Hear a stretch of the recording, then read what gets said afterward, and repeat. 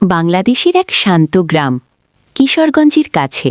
সেখানে ছিল একটা পুকুর, যেটাকে সবাই কালা পুকুর নামে চিনত। গ্রামের মানুষরা বলতো মাগরিবের পর এই পুকুরের কাছে যাওয়া মানা। কিন্তু সবাই তো আর বিশ্বাস করে না। রিমন ঠিক তেমনই একটা ছেলে। এক রাতে সময় তখন প্রায় 11:47। হঠাৎ তার ফোনে একটা কল আসে। হ্যালো, কে? ওপাশ থেকে খুব আস্তে একটা মেয়ের কণ্ঠ। রেমন, পানিতে নামো। রেমন ভয়ে পেয়ে যায়। কে আপনি? কিন্তু কোনো উত্তর আসে না, শুধু শোনা যায় পানির শব্দ। তারপর কল কেটে যায়। আবার ফোন বাজে। আমি একা, পানিতে নামো। রিমনের বুক ধড়ফড় করতে থাকে। সে ধীরে ধীরে ঘর থেকে বের হয়।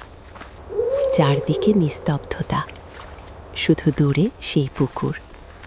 হঠাৎ আবার ফোন বাজে। এইবার সে নিজের কণ্ঠ শুনতে পায়। আমি ডুবে যাচ্ছি, বাঁচাও। হঠাৎ পানিতে কিছু পড়ে।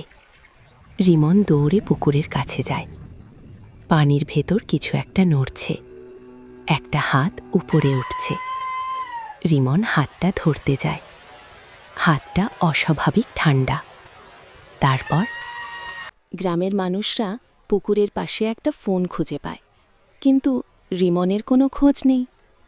শেষ কলটা এসেছে রিমনের নিজের নাম্বার থেকে।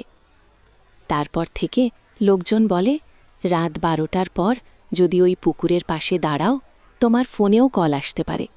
আর ও পাশ থেকে কেউ বলবে, পানিতে নামো।